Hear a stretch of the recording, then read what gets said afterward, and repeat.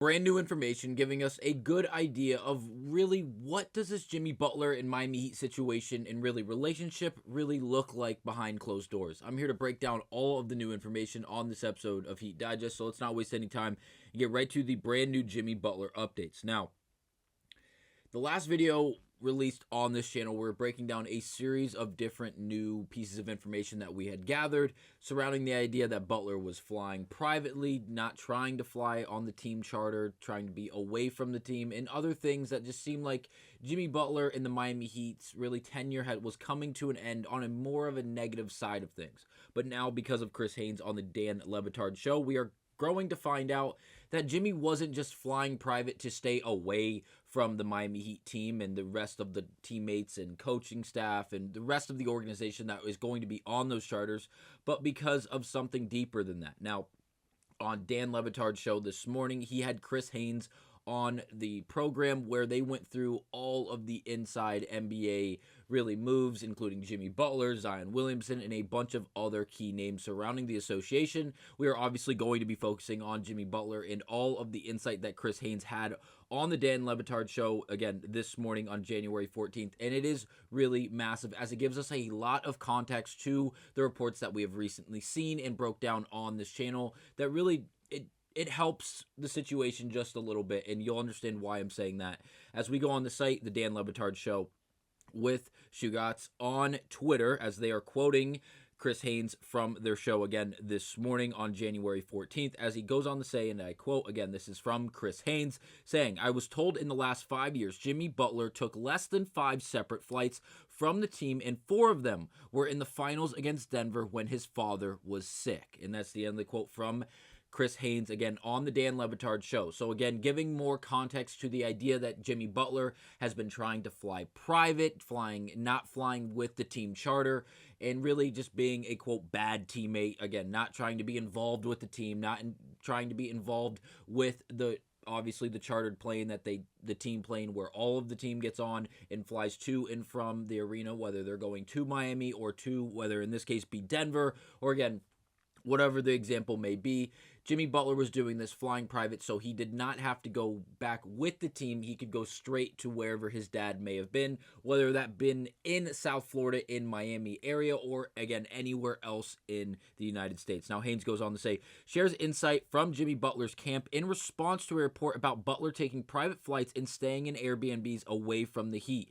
And again, we broke this down in yesterday's Heat Digest video about the idea of Jimmy Butler possibly trying to fly private to stay away from the team, as it seemed like, based off the report yesterday, that Butler was growing away from the team, and it didn't seem like he and the rest of the Miami Heat organization were really clicking and really getting together. And again, context matters oh so greatly, as again, it seems like Butler was flying privately again a few years ago, over the last 5 years at least, to go see his sick father. Again, not because of his disliking or his disgruntlement with the Miami Heat organization or teammates on this Miami Heat team. So again, we have to give the context. It does matter, and again, this is huge. It's not because Jimmy Butler's just saying F you to the Miami Heat organization. This is for something personal. Again, we remember last year when we were playing the Boston Celtics. I remember the game as clear as day.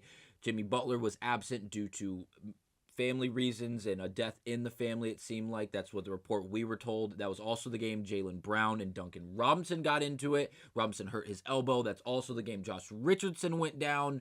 There was a lot of moving parts and a lot of problems with the Miami Heat, I mean, especially in that game, starting without Butler and then losing Richardson, Robinson, and again, the list goes on. That was just a very hectic game, a game that we lost despite it being very, very competitive and not having Jimmy Butler. But again, we move on to another quote from Chris Haynes on the Dan Le Batard show, as it goes on to say, and I quote, "Pat Riley was informed that a face-to-face was necessary with Jimmy Butler after all that went down. It never materialized. They didn't communicate via text, phone conversation, or face-to-face." So, another piece of information going to add context to this Jimmy Butler and Miami Heat situation, and really the relationship that we've been analyzing for the last week or so, as it seems like things are falling apart between these two parties. Now, Chris Haynes on more of what went wrong with Jimmy Butler and the Miami Heat behind the scenes, and it seems like it really just all stemmed from a lack of communication, whether it be coming from Pat Riley's side, the rest of the Heat organization, or Jimmy Butler. It seems like the fueling to this massive problem that we are now in the middle of dealing with was all due to a lack of communication, whether that means them getting on a phone call, them sending a text message, an email, meeting face to face, a Zoom call, a FaceTime, whatever it may be, any way they chose to actually communicate between one another, if it was directly between Riley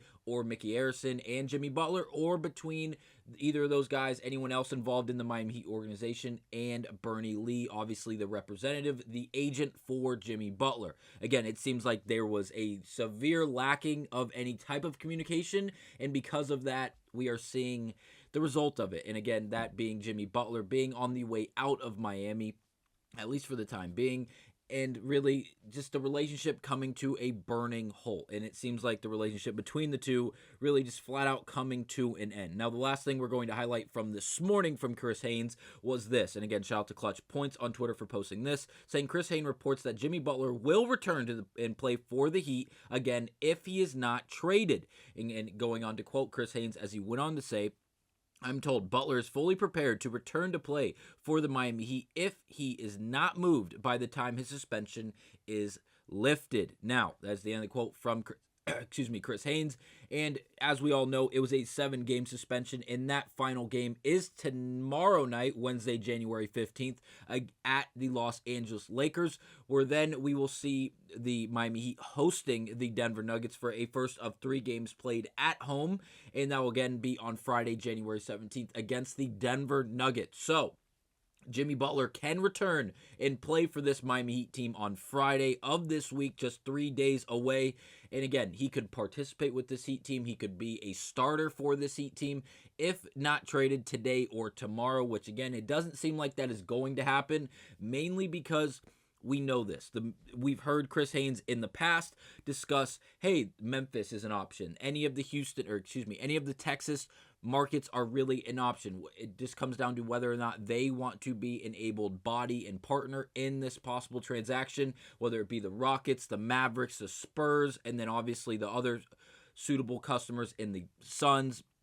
Also, OKC was being talked about, Sacramento, New Orleans. All these different teams out west seemed like they had a possibility to go out and get Jimmy Butler, but immediately following that, any team that did not have the name Phoenix Suns was then told, again, based off of Chris Haynes, this exact report back on January 7th, just 7 days ago, sources, a few teams have been informed not to trade for Miami Heat star Jimmy Butler. And again, this is because, and again, based off of reports and based off of what we've been told in the information that has been made public, this was due to the fact that Bernie Lee and the representative of Jimmy Butler went out there and said, hey, Jimmy doesn't want to play for you guys. You do not want to go through what Miami's going through right now, so just opt out. Don't even send an offer to Miami, because if we are traded to your team and to your organization, to your city, if it's not Phoenix, it's probably not going to end all that well for you guys, and it really will just be a waste of time and energy. And as of that, it seems like Jimmy Butler wasn't going to be traded, and up to this point, it's going to be hard for me to believe that he will be traded unless it is a massive 3-team ordeal involving the Suns and another team, whether it be in the East or out West, trying to add really just enough assets coming back to Miami as well as going to Phoenix in order to get Jimmy Butler on the move, landing in Arizona. Now, the next 6 games or 5 games for the Miami Heat, we have a game at Los Angeles tomorrow night, and then we come home for those 3 games, Denver, San Antonio, and Portland, before going back on the road for that 5th game in Milwaukee. This is a big stretch. The Miami Heat currently need to win more games. There's no way around it. We're currently sitting in the 7th seed in the Eastern Conference after a loss last night to the LA Clippers. We did not have Bam Adebayo. We did not have Jimmy Butler, as well as Josh Richardson and others. So it is really just the Tyler Hero show, and that's what we saw last night, and he is going to desperately need some help if we want to move up in this conference. And again, if you look at the games back, we are currently 13 games back from first place, but if you look at the teams above us, Milwaukee in the 6th seed is a half game ahead of us. The 5th seed, 1 game ahead of us. The 4th seed, in-division rival, the Orlando Magic, are 1 and half games ahead of us. I had to make sure it was 11 and a half and not 12. But again, the point is the same. We are just a stretch of wins away from jumping up into the top of the Eastern Conference. And if Jimmy Butler can return, or we can decide on what we're going to do with Jimmy Butler, just come back and prove your worth. That's all I'm asking for, Jimmy. Come back and show that you want to be paid $50+ million per year for the next 3 years until the age of 38, because you still have substantial value and you can still do it, whether it is in the regular season or in the postseason. But again, that'll be it for this episode of Heat Digest, and I will see you guys on the next episode. Thank you guys for watching.